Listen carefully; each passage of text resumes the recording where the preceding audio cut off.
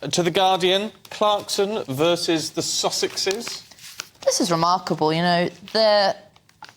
I don't think you had to be a fan of what Jeremy Clarkson wrote in that article. It was pretty crass, but then again, you know, it's what you expect. It's what you get from Jeremy Clarkson. You know, he's made a career on Top Gear and other places of being rude, being bullish, you know, saying what he thinks. Indeed, in this article, he not only sort of made the allusions to the Game of Thrones thing about shame and throwing excrement at people in the street, but also said some pretty unpleasant things about the former Duchess of Sussex. So, you know, in a sort of in a society which respects a free press, you're supposed to say, well, that wasn't a very nice article. Maybe I won't read that paper again. Maybe I won't read that guy again. Move on. But instead, we now have the Independent Press Standards Organisation, Ipso, not only coming in and demanding that the paper, The Sun, publishes an apology on its front page, a front page full statement explaining how its star columnists breach anti-discrimination rules, but also it kind of the way in which it talks about how it handled Clarkson is just so intensely arrogant and anti-press freedom. And here, quoted in The Guardian, it talks about the fact that we allow journalists to write mean-spirited or cruel pieces. But what we, you know, and then goes on to say what we don't do is allow them to, you know, Clarkson to write things like this. You know, I think that should just raise the hackles of every journalist out there or anybody who's aspiring to be a journalist, which is that, OK, most of us don't aspire to write hit pieces about, you know, princesses or whatever, about the royals in cruel and personal ways. But once you have a press regulator coming in and saying that it has to police the tone or the niceness or the cruelty of an article, then that's a problem. And as you mentioned earlier in the show, they did not find any evidence struck off the fact that it was racist. Well, no, not racist, OK, but also the dismissed claims that it was inaccurate or harassed the Duchess. Now, I would have thought if you were going to say anything, you could say, well, it wasn't accurate, you know, is it, or, you know, you could say there's maybe an element of harassment in there. I mean, I can see that as an argument more than it being sexist. Yeah.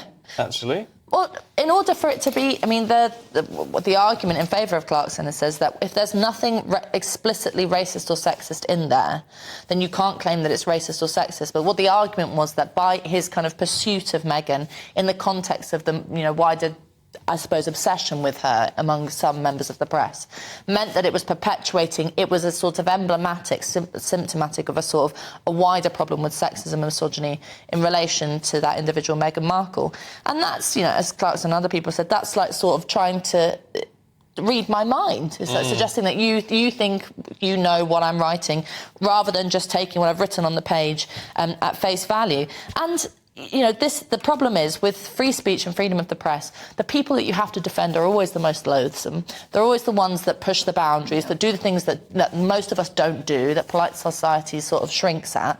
That's why it's important to defend them, because today it will be Jeremy Clarkson, tomorrow it will be someone else. Yes, it's the old thing, Atosh, isn't it? Is that I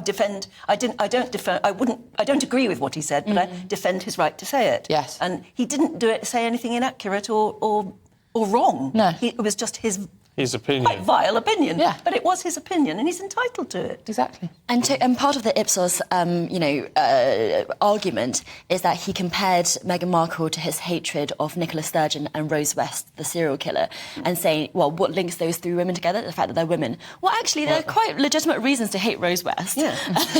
And Nicola Sturgeon is a deeply controversial figure. Yeah. So it could be that he simply is saying that he hates all of these people, not by virtue of their gender, but because they are in their own ways. Yeah. You know, I mean, I don't think he that's a controversial was trying thing to describe the ferocity of his hatred. Yeah, and I hate her as much as her. Exactly. I mean, it's bizarre to hate Meghan Markle that much, I personally think.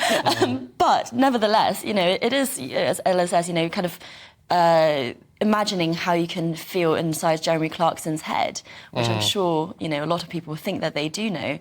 I don't imagine The Sun or Jeremy Clarkson are going to apologise in any way, are they? So they've got a very small box on their front page. On the front? Which leads to page 17. I don't know if you've got it there, but it's about the least eye-catching, at the very bottom, Stephen. Oh, yes. Jeremy Clarkson, Ipso upholds complaint. See, I mean, it's very missable. It's underneath an advert for wine. And the actual apology itself is incredibly dull and bland, so there's no pictures or anything. It's clearly not trying to draw attention to it at all. But I think they're appealing the decision. So I think it'll be interesting to see what comes out of that. Yeah. Oh well. Fair enough. I mean, as I say, I don't really agree with that judgment. No, I don't. There you go. Very few who will.